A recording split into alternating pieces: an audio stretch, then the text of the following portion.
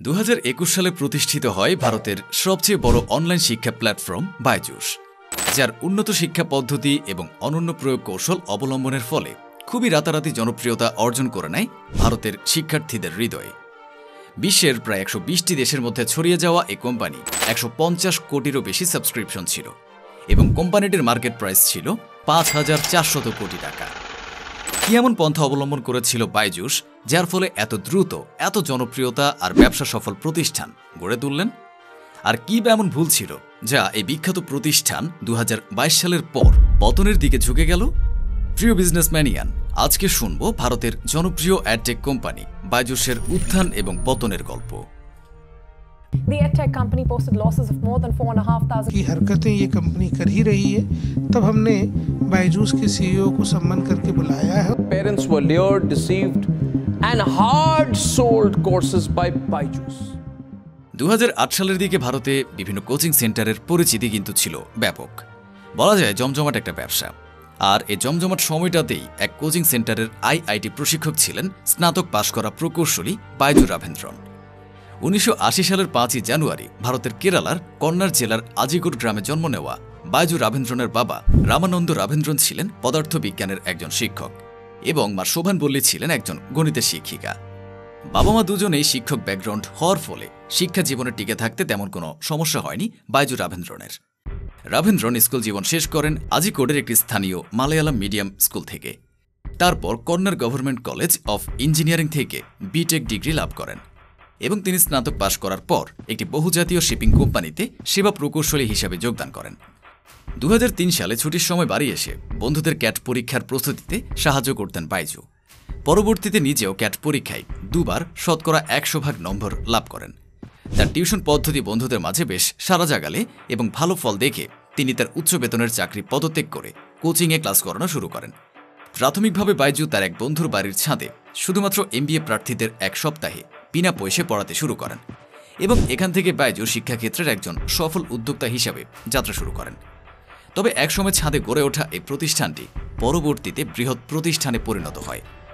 2008 সালে প্রাথমিকভাবে বাইজুর offline coaching centre শুরু হওয়ার পর বাইজু তার ছাত্রদের সফলতা তাকে অনুপ্রাণিত করে এবং এরপর 2011 সালে তিনি একটি অনলাইন প্ল্যাটফর্ম তৈরি করেন যার নাম ছিল বাইজুস, যেখানে বাইজুসের অংশীদার হিসেবে ছিলেন বাইজুর স্ত্রী দিব্যা গোকুলনাথ। বাইজুস আসলে কি? বাইজুস হলো আমাদের দেশে বিস্তার ছড়ানো 10 মিনিট স্কুল, শিখ বা ওস্তাদের মতো একটি শিক্ষামূলক প্রযুক্তি এবং অনলাইন শিক্ষাদান প্রতিষ্ঠান।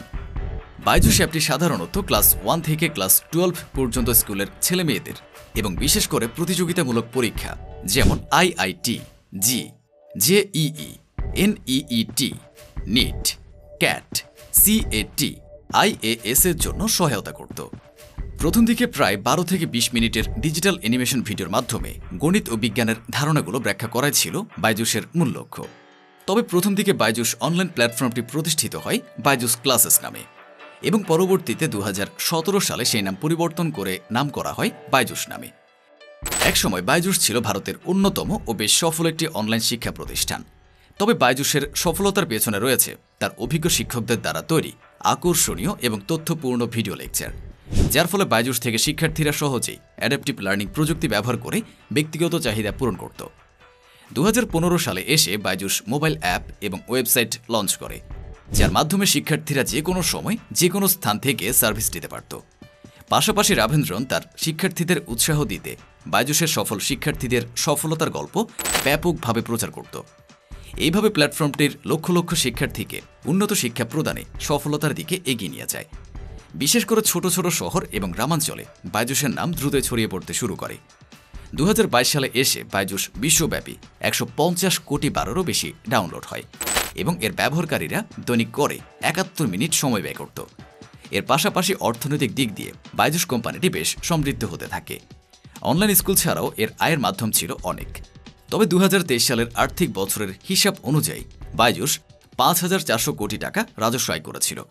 এর মধ্যে 4,600 কোটি টাকা এসেছিল তার স্কুল বিভাগ থেকে এবং 800 কোটি টাকা এসেছিল অনলাইন বিভাগ থেকে। পাশাপাশি তার বিনিয়োগ থেকে আয় হয় 1,200 কোটি টাকা। এছাড়া বাইজুস বিজ্ঞাপন, সাবস্ক্রিপশন ফি এবং অন্যান্য উৎস থেকে বেশ মোটা একটা অ্যামাউন্ট আয় করে থাকে, যার পরিমাণ ছিল 600 কোটি টাকা। এবং যার যোগফল ছিল ৭,২০০ কোটি টাকা। এই সময় রাভেন্দ্রন ও তার স্ত্রীর যৌথ সম্পদের পরিমাণ দাঁড়ায় ৩৪০ কোটি ইউএস ডলারে। বাইজুস প্রতিষ্ঠা করে রাভেন্দ্রন একাই লাভবান কিংবা নিজের অবস্থান পরিবর্তন করেছেন এমনটা কিন্তু নয়। বাইজুস অ্যাপের মাধ্যমে কর্মসংস্থানের সুযোগ সৃষ্টি হয়েছিল কয়েক হাজার শিক্ষার্থীদের এবং কর্মজীবীদের। তবে প্রচলিত প্রবাদে আছে, যাদেরও কলঙ্ক আছে। কেননা বাইজু রাভেন্দ্রনের এই প্রতিষ্ঠান এত জমজমাট আর অর্থ সফল হওয়ার পরেও কোথাও না কোথাও তো বাধা থেকেই যায়, তাই না? এই যেমন বাইজুসের উচ্চ খরচের কোর্সগুলোর কথা যদি বলা হয়, অনলাইনের সময় থাকার পরও শহরের পাশাপাশি ভারতের প্রত্যন্ত গ্রামগুলোর শিক্ষার্থীরা এরকম উচ্চ খরচের কোর্স বহন করতে পারত না। আর এই কারণটাই একটা সময় বাইজুসের পতনের কারণ হয়ে দাঁড়িয়েছিল। এছাড়া আক্রমণাত্মক বিপণন কৌশল এবং আর্থিক অব্যবস্থাপনাও কোম্পানির পতনের গুরুত্বপূর্ণ ভূমিকা পালন করেছে। বড় ইভেন্টের স্পন্সরশিপ এবং সেলিব্রিটি এন্ডোর্সমেন্ট বাইজুসের উপর আর্থিক অবস্থার উপর চাপ সৃষ্টি করেছে, যার ফলে ২০২১ সালে ১২০ কোটি ডলারের ঋণখেলাপি হয়ে পড়ে। বাইজুসের বিরুদ্ধে ব্যবহারকারীর ডেটা সংগ্রহ এবং ব্যবহার নিয়ে উদ্বেগ, ডাটা গোপনীয়তা লঙ্ঘন সহ নানা অভিযোগ ছিল। এছাড়া বেতন ও কাজের পরিবেশ নিয়েও ছিল শিক্ষকদের অসন্তুষ্টতা। ২০২২ সালের শেষের দিকে বিশ্ব অর্থনীতিতে মন্দা দেখা দেয়, যার ফলে অনেক লোক তাদের বিলাসবহুল খরচ কমাতে বাধ্য হয়, যার মধ্যে শিক্ষা খাতও অন্তর্ভুক্ত ছিল। এবং বাইজুসকে তাদের মতো বেশ কয়েকটি প্রতিযোগী প্রতিষ্ঠানের সম্মুখীন হতে হয়েছিল, যারা কম দামে অনুরূপ পণ্য এবং পরিষেবা অফার করেছিল। বাইজুসের ব্যয়বহুল কোর্সের বিপরীতে স্বল্প মূল্যের এই কোর্সগুলি শিক্ষার্থীরা সহজে বেছে নিত। এর ফলে বাইজুসের উপর ব্যাপক একটা অর্থনৈতিক মন্দা সৃষ্টি হয় এবং বাইজুস আর্থিক সমস্যায় পড়তে শুরু করে। এছাড়া করোনা মহামারী শেষের সাথে সাথে স্কুল পুনরায় খোলা হলে অনলাইন শিক্ষার চাহিদা বেশ হ্রাস পায়। ফলে কোম্পানিটি ১২% কর্মী ছাঁটাই করে এবং সকল ব্যয় হ্রাসের পদক্ষেপ নেয়। ২০২৩ সালের শেষের দিকে বাইজুস কোম্পানিটির মার্কেট ভ্যালু ১০০ কোটি ইউএস ডলারে নেমে আসে, যা বাইজুসের পতনের অন্যতম কারণ। তবে এর পেছনে আবার অনেকেই বিশ্লেষণ করে থাকেন যে বাইজুস তার প্রতিষ্ঠানের দ্রুত বৃদ্ধির সাথে তাল মিলিয়ে চলতে পারেনি এবং কোম্পানির ব্যবস্থাপনা পরিষদও ছিল বেশ অদক্ষ। এপ্রিল ২০২৩-এ ভারতের এনফোর্সমেন্ট ডিরেক্টরেট তদন্তের আওতায় আনে এবং এর ৩টি অফিসে ফরেন এক্সচেঞ্জ ম্যানেজমেন্ট অ্যাক্টের অধীনে অভিযান চালানো হয়। এনফোর্সমেন্ট ডিরেক্টরেট বাইজুসের বিরুদ্ধে ৯,৩৬২.৩৫ কোটি রুপির মানি লন্ডারিং অভিযোগ দায়ের করে। এছাড়া ২০২৩-এর শেষের দিকে একটি বিদেশি ঋণদাতা সংস্থা বাইজুসের বিরুদ্ধে মামলা দায়ের করার পরে অ্যাডটেক কোম্পানিটির জন্য আইনি সমস্যা আরও বাড়তে থাকে। আর সমস্ত কারণগুলি মিলে বাইজুসের উপর বিরাট চাপ সৃষ্টি করে এবং প্রতিষ্ঠানটি পতনের দিকে এগিয়ে যেতে শুরু করে। তবে আলোচনা সমালোচনা আছে বলেই এক একটি প্রতিষ্ঠান উপরে উঠতে অনুপ্রেরণা পায়। আর এই অনুপ্রেরণার ফলেই সকল আলোচনা সমালোচনাকে পেছনে ফেলে বাইজুসের প্রতিষ্ঠাতা বাইজু রাভেন্দ্রন শিক্ষাক্ষেত্রে বিপুল সফলতা ও অবদানের জন্য ওট্টা পুরস্কার লাভ করেন, যা তার এই লড়াইয়ের এক অন্যতম সম্মাননা এবং সামনের দিকে এগিয়ে যাওয়ার নতুন প্রেরণা। তো ভিউয়ার্স, আপনাদের কি মনে হয় বাইজুসের পতনের মূলে আসলে কি ছিল? অব্যবস্থাপনা নাকি স্বল্প সময়ে দ্রুত সাফল্যের দেখা পেয়ে তা ধরে রাখতে না পারা? কমেন্ট করে আমাদের জানাতে ভুলবেন না কিন্তু। আর ভিডিও ভালো লেগে থাকলে লাইক দেওয়ার অনুরোধ রইল। পরবর্তী ভিডিও দেখার জন্য চ্যানেল সাবস্ক্রাইব করুন আর দেখতে থাকুন বিজনেস ম্যানিয়া।